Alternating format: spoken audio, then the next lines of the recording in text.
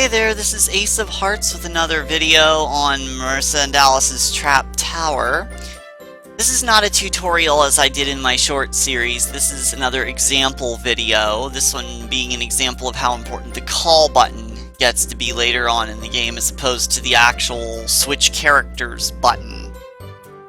This example is Floor 4, Room 4, Supersonic Gear.